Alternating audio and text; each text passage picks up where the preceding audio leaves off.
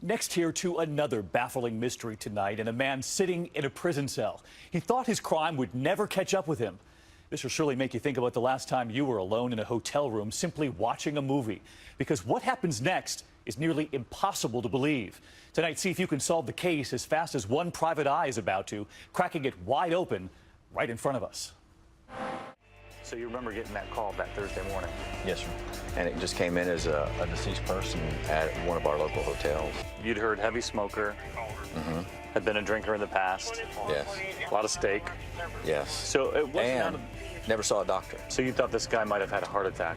That's what we had just figured it must be at the scene.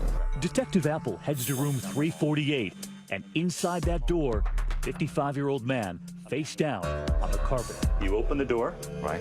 and you see Greg Flanagan on the floor. right there. Yes. This room was his home away from home. Right. Detective Apple says his initial investigation indicated that the victim had a regular, rather humdrum routine. He'd set up, and that was his routine for the evenings. He had his phone to communicate with his wife or business. It seemed the traveling oil man had settled in for the evening. So his body is taken away to the medical examiner. Right. Nothing had happened to him at work. Nothing had fallen over on top of him in that room. There was no accident or anything happened to him on the way to the hotel, rather.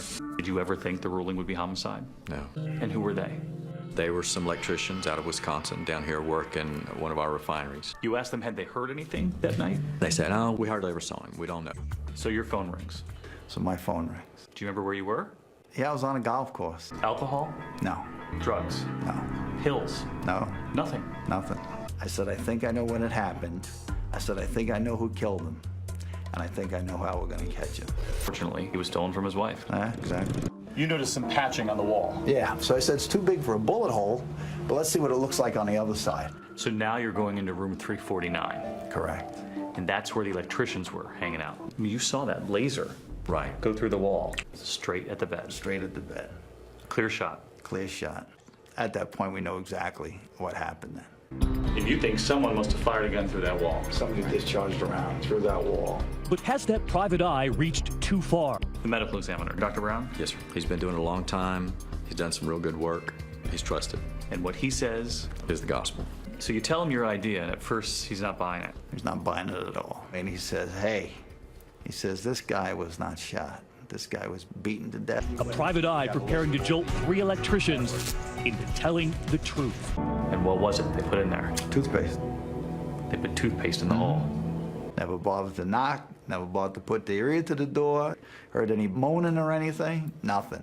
This is not an accident, you know? This is a murder. What did Susie say to you?